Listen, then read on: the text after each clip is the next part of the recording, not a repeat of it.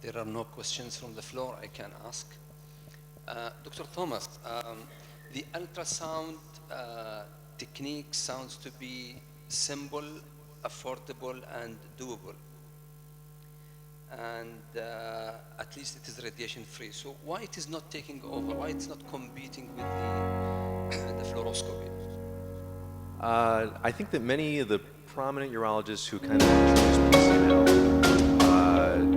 simply said to us early that fluoroscopy was the way to do this. And that's just stuck with us over years. And the ultrasound technology has gotten a lot better. And so when PCNL first came around, 1970s, 1980s, ultrasound machines were very difficult to use because it was like snow on snow. And now modern day ultrasound technology is much better. And so I can tell you the first time I ever presented any of my ultrasound guided work at a national meeting, I was met with a lot of negativity. And if you fast forward 4 years later now, those same people who are being negative about it are adopting it in their practice. So I think it's just a different time than it was before. Do you think you have to have a proper ultrasound course before you try this, or you can, as you have mentioned in the lecture, you can progress in your technique? Yeah, that's a great question. I think that it's, a lot of people will see the videos and the talks and they say, okay, well, it seems pretty simple. I should be able to do this on my own.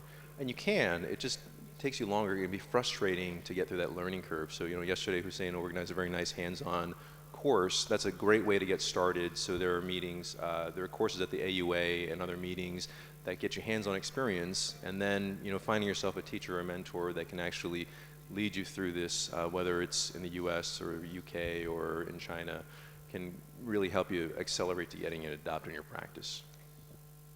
Professor Hassan? Yeah, thank you. This is a very nice approach, Dr. Thomas. That do you need to fill up the system by retrograde injection or giving Lasix or what? Because you need to have a more or less dilated system to access safely, and not to minimize the number of the trials of introduction of the needle to have the selected calyx that you like to target. Yeah, so that's a great question. Hydronephrosis makes it easier. There's no question about that. And so early on, those are the best cases to start with. So medium-sized patient, moderate hydronephrosis at least. And when I had kind of gone through my first 100 cases, then I realized that I actually didn't use the 5 French very much for injection at all. So full staghorn, non-dilated calyx, no space. You can still do the puncture very well as long as you can get imaging. But what I realized at that point was that my residence success rate went way down.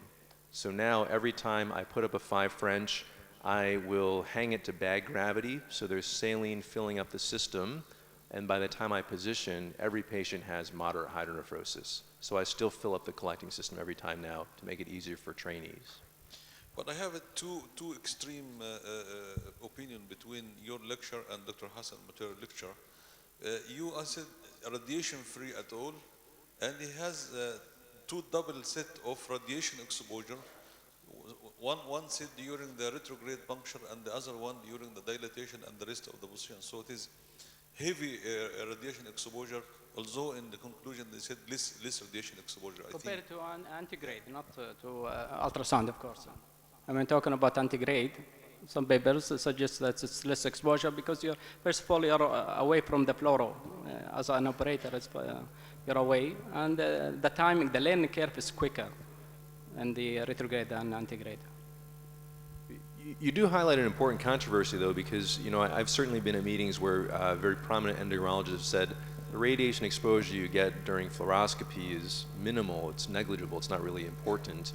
And I've been at other meetings where prominent urologists have said, look at this pictures of endourologists who've died of cancer from their fluoroscopy exposure.